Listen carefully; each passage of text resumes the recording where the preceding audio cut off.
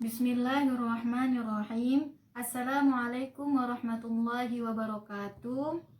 Baiklah, nama saya Cindy Rahmadani. Saya berasal dari Fakultas Syariah dan Hukum, Prodi Hukum Keluarga.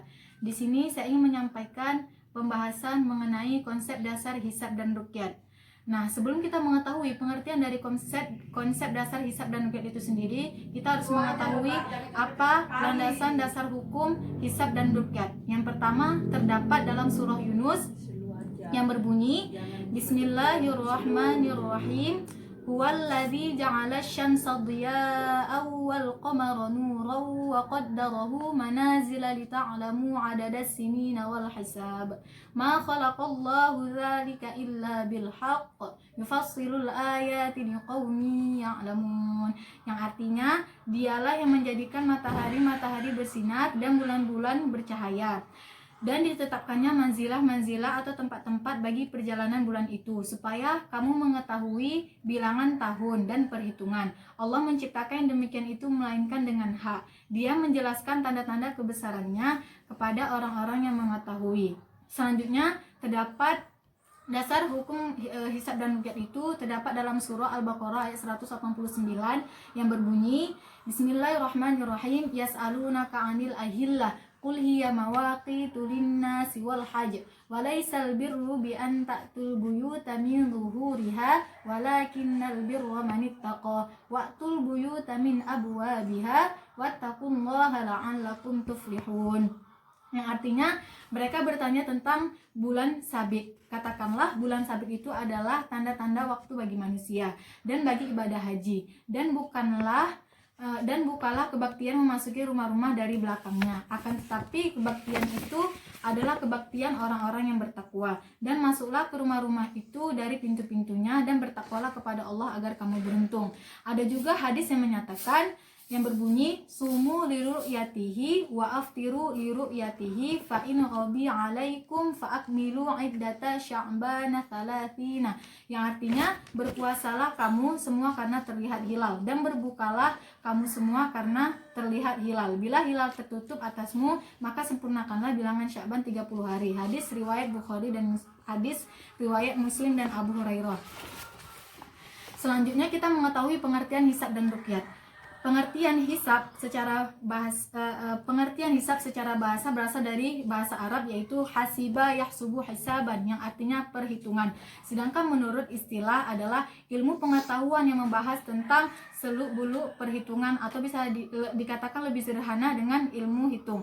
Ada juga yang menyatakan menurut pakar ilmu hisab dan ilmu falak itu sendiri, bahwa ilmu hisab adalah ilmu pengetahuan yang mempelajari tentang perhitungan benda-benda langit pada orbitnya untuk diketahui kedudukannya antara satu dengan yang lainnya, supaya diketahui waktu-waktu yang ada di bumi. Ilmu hisab ini juga disebut dengan ilmu astronomi.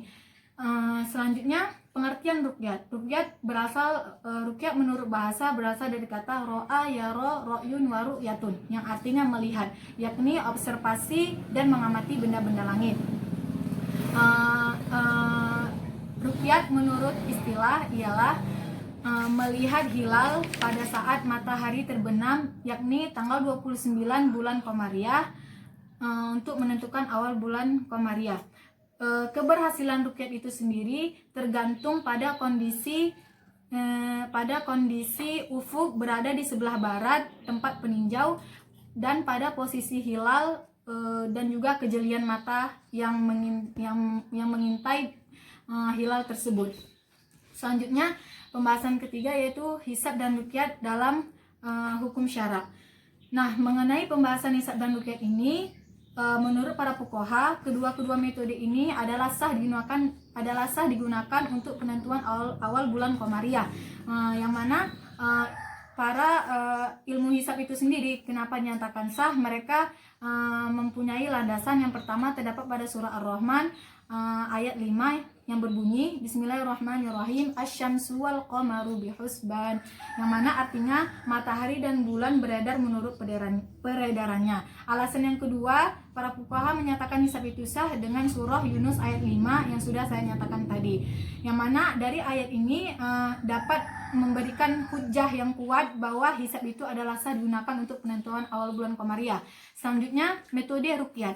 Metode ruqyat adalah metode yang pertama digunakan dalam penentuan awal bulan Komariah sesuai dengan hadis Nabi yang sudah saya sebutkan tadi.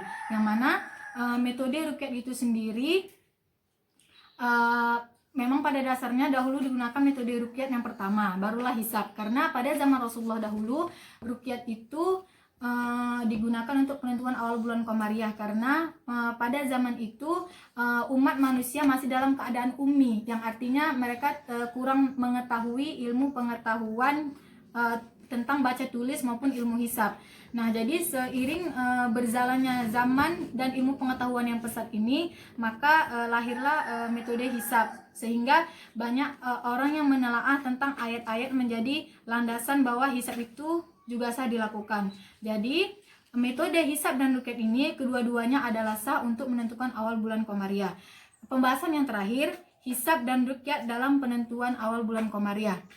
Mengenai hisab dan ruqyat ini memiliki metode yang berbeda dalam penentuan awal bulan Komariah, yang mana hisab itu sendiri dalam penentuan awal bulan Komariah melakukan dengan cara ilmu perhitungannya itu menghitung gerak posisi hilal agar dapat menentukan awal bulan Komariah.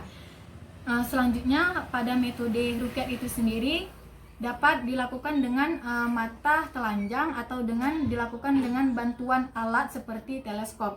Nah, ruqyat itu sendiri dapat dilakukan dengan cara mengintai hilal pada hari ijtima, yaitu ke-29 hari. Apabila pada sore itu hilal sudah nampak, maka keesokan harinya sudah nyatakan tanggal awal bulan Komariah. Apabila pada sore hari itu hilal belum terlihat, maka keesokan harinya dinyatakan masih tanggal 30 bulan Hijriah.